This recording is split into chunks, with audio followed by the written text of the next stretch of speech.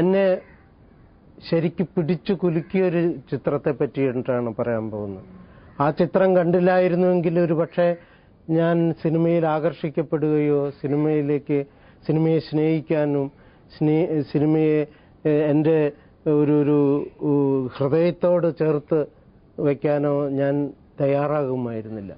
ആ ചിത്രം സത്യജിത്ത് റോയിയുടെ അപരാജിത എന്ന് പറയുന്ന ചിത്രമാണ്. അത് റോയിയുടെ ആദ്യത്തെ സിനിമയല്ല, പതേർ പാഞ്ചാലിക്ക് ശേഷം വന്ന രണ്ടാം ഭാഗം എന്ന് പറയാവുന്ന സിനിമയാണ്. ഈ ചിത്രം തൃശ്ശൂരിലെ മാതാ തിയേറ്ററിൽ വെച്ചിട്ടാണ് ഞാൻ കണ്ടത്. ആ കണ്ട ദിവസം പോലും എനിക്ക് ഇന്ന് ഓർമ്മയുണ്ട്. എൻ്റെ മനസ്സിലിങ്ങനെ കത്തി നിൽക്കുകയാണ്. കാരണം അതിനടുത്ത് ഉള്ള ഒരു കന്നുകാലി ചന്തയുണ്ട്. ഈ കന്നുകാലി ചന്തയിൽ പശുക്കളെ കൊണ്ടുവന്ന് അല്ലെങ്കിൽ അറവുമാടുകളെ കൊണ്ടുവന്നിട്ട് കെട്ടിയിട്ട് ഇട്ടിട്ട് രാത്രി സിനിമ കാണാൻ വരുന്ന ആളുകൾ എൻ്റെ പിന്നിലിരുന്ന് പല പല ശബ്ദങ്ങൾ ഉണ്ടാക്കിയിട്ടുള്ളത്, ഒരു തരം തേനീച്ചക്കൂട് ഇളക്കി വിടുന്ന എൻ്റെ മനസ്സിൽ വിട്ടിട്ടുള്ളത് ആ രംഗം ഇന്നും എനിക്ക് ഓർമ്മയുണ്ട്. ഇത് എം.എഫ്. തോമസ്. നല്ല സിനിമയെ സ്നേഹിക്കുന്നവർക്കിടയിൽ ഈ പേര് സുപരിചിതം. ഭാഷാ ഇൻസ്റ്റിറ്റ്യൂട്ടിൽ സീനിയർ സബ് എഡിറ്ററായി വിരമിച്ച എം.എഫ്. തോമസ് ഒരുപക്ഷെ ഏറ്റവും കൂടുതൽ സിനിമ കണ്ട മലയാളി എന്ന വിശേഷണത്തിന് അർഹനാണ്. വിഖ്യാത ചലച്ചിത്രകാരൻ സത്യജിത്ത് റേയുടെ അപരാജിതയുടെ വിഭ്രമിപ്പിക്കുന്ന സൗന്ദര്യത്തിൽ ആകർഷിക്കപ്പെട്ട് സിനിമയുടെ കടലാഴങ്ങളിലേക്ക് വിസ്മയക്കണ്ണ് തുറന്നിറങ്ങിയ മനുഷ്യൻ. മികച്ച സിനിമാ ലേഖനത്തിന് ഈ വർഷത്തെ സംസ്ഥാന ചലച്ചിത്ര അവാർഡ് അദ്ദേഹത്തെ തേടിയെത്തി. ഭാരതം സ്വതന്ത്രമാക്കപ്പെടുന്നതിന് ഒരു വർഷം മുമ്പ് 1946 ജൂലൈയിൽ തൃശൂരിൽ ജനിച്ചു. അച്ഛൻ M.A. ഫ്രാൻസിസ്, അമ്മ ഏലിയ. ഉദ്യോഗാർത്ഥം തിരുവനന്തപുരത്ത് ചേക്കേറി നഗരത്തിന്റെ പൗരനായി മാറിയിട്ടപ്പോൾ 35 വർഷം. സിനിമയുടെ കലാനിറവിൽ വിസ്മയിച്ച് ഇന്നും അദ്ദേഹം വെള്ളിത്തിരയിലെ പുത്തൻ ചലനങ്ങൾക്കായി കാത്തിരിക്കുന്നു. സർ, നമുക്ക് അറിയാം, ഇപ്പോൾ ആശയവിനിമയം നടത്താനുള്ള മാധ്യമങ്ങളിൽ തന്നെ ഏറ്റവും വേഗത്തിൽ ഏറ്റവും കൂടുതൽ വളർന്നിട്ടുള്ളത് സിനിമയാണ്. ഓരോ കാലഘട്ടം എടുക്കുമ്പോഴും മറ്റു മാധ്യമങ്ങളെക്കാൾ കൂടുതൽ നമ്മൾ സ്വീകരിച്ചിട്ടുള്ളത് സിനിമയാണ്. ഇപ്പോൾ ഈ ഒരു കാലഘട്ടത്തിന്റെ കലയായി സിനിമയെ ജനങ്ങൾ ഇത്രയ്ക്ക് അംഗീകരിക്കാൻ അല്ലെങ്കിൽ സിനിമ ഇത്രയധികം വളരാൻ എന്താണ് ഒരു കാരണമായിട്ടുള്ളത്? സിനിമയ്ക്ക് മുമ്പ് ഒരുപാട് കലാമാധ്യമങ്ങളുണ്ടായിരുന്നു. ശരിക്കും പറഞ്ഞു കഴിഞ്ഞാൽ സിനിമ ഒരു അമ്പരപ്പിക്കുന്ന കലാമാധ്യമമായിട്ടാണ് എനിക്ക് ഇന്നും തോന്നുന്നത്. ഒരു ചലച്ചിത്ര വിദ്യാർത്ഥിയാണ്, എത്രയോ വർഷങ്ങളായിട്ട് ഞാൻ സിനിമ കാണുകയാണ്. പക്ഷെ ഇന്നും ഒരു ചലച്ചിത്ര വിദ്യാർത്ഥിയായിട്ടിരിക്കാനുള്ള കാരണം ഇത് ഒരു അമ്പരപ്പിക്കുന്ന കലാമാധ്യമമായിട്ട് ഇന്നും എനിക്ക് അനുഭവപ്പെടുന്നു എന്നുള്ളതാണ്. മറ്റെല്ലാ കലാമാധ്യമങ്ങളിലും നൂറ്റാണ്ടുകൾ കഴിയുമ്പോഴാണ് ഒരു വിപ്ലവം സംഭവിക്കുന്നത്. അതിപ്പോ നാടകത്തിലാണെങ്കിൽ ഒരു ഷേക്സ്പിയർ ഉണ്ടായിട്ട് ഒരു ഇബ്സൺ ഉണ്ടാകുന്നത് നൂറ്റാണ്ടുകൾ കഴിയുമ്പോഴാണ്. പക്ഷേ സിനിമയിലെ ചരിത്രം എന്ന് പറയുന്നത് ഒരു നൂറ്റാണ്ടിന്റെ പോലും ചരിത്രം ഏകദേശം പറയാനുള്ളൂ സിനിമയ്ക്ക്. ആ കാലത്തിനിടയിൽ നമ്മളെ വിഭ്രമിപ്പിക്കുന്ന തരത്തില്, അമ്പരപ്പിക്കുന്ന തരത്തില് ഓരോ രചനകളും ഉണ്ടായി എന്നുള്ളതാണ്. അത് അത് അത് വളരെ പ്രത്യേകതയുള്ള കാര്യമാണ്. സിനിമ ശബ്ദിക്കാൻ തുടങ്ങുന്നത് തന്നെ 18-19 കൊല്ലം എടുത്തിട്ടുള്ളൂ ആദ്യത്തെ സിനിമ ഉണ്ടായിട്ട്.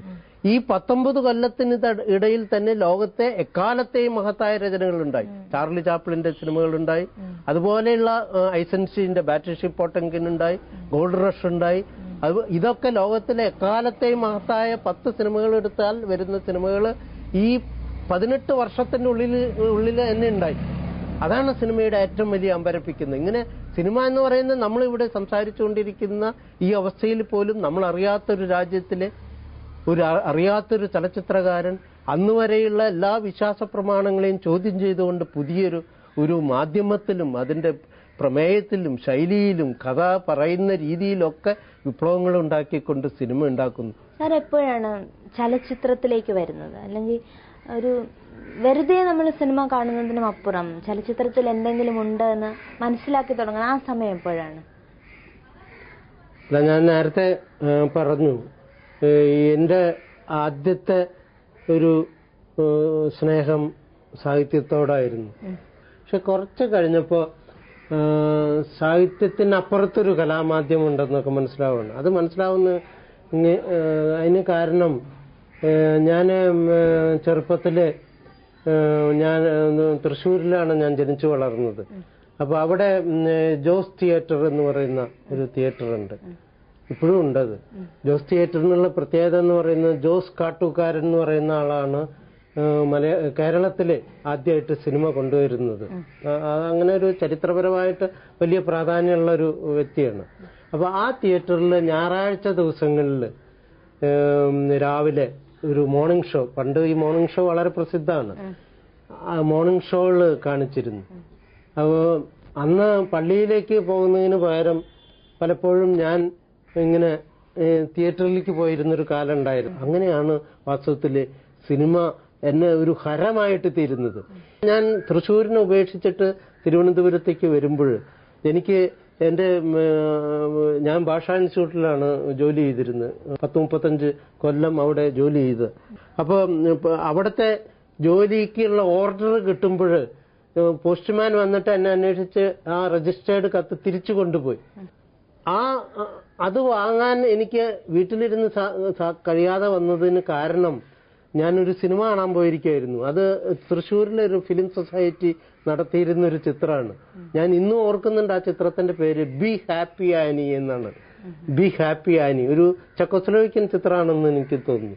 അങ്ങനെ ആ ചിത്രം കാണാൻ പോയത് ദിവസമാണ് എനിക്ക് ഇവിടെ ഈ അപ്പോയിന്റ്മെന്റ് ഓർഡർ കിട്ടുന്നത്. ഇത് എന്റെ ഭാര്യ ബേബി, അത് മകൻ സന്ദീപ്.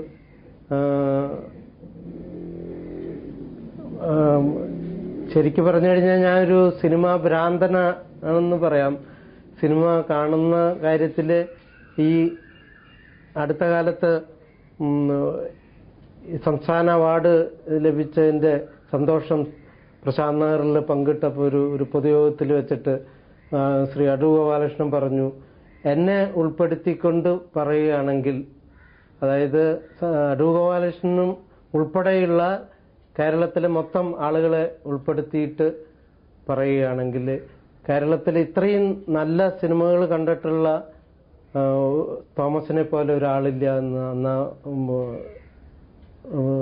സമ്മേളനത്തിൽ വെച്ച് പറയുണ്ടായി. ഞാൻ ഈ സിനിമകൾ കാണുന്ന സിനിമകൾ എല്ലാം എഴുതി വെക്കാറുണ്ട്. ഒരു 10,000-4,000 ചിത്രങ്ങൾ കണ്ടിട്ടുണ്ട്, നല്ല ചിത്രങ്ങൾ. ഒരു 4,000 ചിത്രം കാണാന്ന് പറഞ്ഞു കഴിഞ്ഞാൽ ഒരു 2.5 മണിക്കൂർ 2 മണിക്കൂറുള്ള സിനിമകളിൽ നമ്മളുടെ ജീവിതത്തിന്റെ എത്രയോ വർഷങ്ങൾ നമ്മൾ തിയേറ്ററുകളിലാണ് കഴിച്ചു കൂട്ടിയെന്നുള്ളത്. അപ്പോൾ ആ അവസരങ്ങളിൽ വാസ്തവത്തിൽ പറഞ്ഞു കഴിഞ്ഞാൽ എന്റെ സഹധർമ്മിണി ഒരുപാട് സഹിച്ചിട്ടുണ്ട്. എല്ലാവരുടെ ജീവിതത്തിലെയും പ്രധാനപ്പെട്ട ദിവസങ്ങളെന്നാണ് വിവാഹം.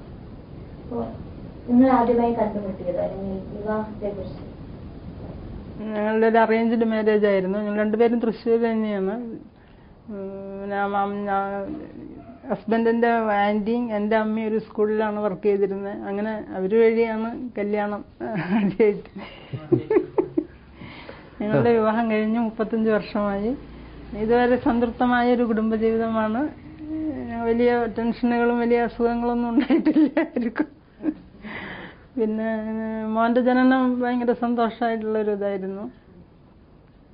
പിന്നെ അകന്നു നിൽക്കാൻ കുറച്ച് വേറെ സ്ഥലത്ത് മാറി താമസിക്കാനൊക്കെ വലിയ പ്രയാസമാണ്. കാരണം കല്യാണം കഴിഞ്ഞ നാൾ തൊട്ട് ഒരുമിച്ചാണ് ഒരു വീട്ടിൽ. ട്രാൻസ്ഫർ ഒന്നും ഇല്ലാത്ത കാരണം ഒരേ സ്ഥലത്ത് തന്നെ. പ്രാസംഗികൻ, എഴുത്തുകാരൻ തുടങ്ങി അനേകം മേഖലകളിൽ കയ്യൊപ്പ് പതിച്ച എം.എഫ്. തോമസ് സിനിമയുടെ ലോകത്ത് ഉപദേശക സമിതി അംഗമായും വിധികർത്താവായും നിരൂപകനായും കഴിവ് തെളിയിച്ചിട്ടുണ്ട്. ഒരു ഖണ്ഡികയിൽ അവസാനിക്കാത്ത വിശേഷങ്ങൾ അനുഭവജ്ഞാനത്തിന്റെ ഉൾക്കരുത്ത് വിളംബരം ചെയ്യുന്നു. 44-ാം എപ്പിസോഡിലും എം.എഫ്. തോമസും സിനിമാ വിശേഷങ്ങളും തുടരും. ഞങ്ങളൊരു കുടുംബത്തിന്റെ ഈ എപ്പിസോഡ് ഇവിടെ പൂർണ്ണമാകുന്നു.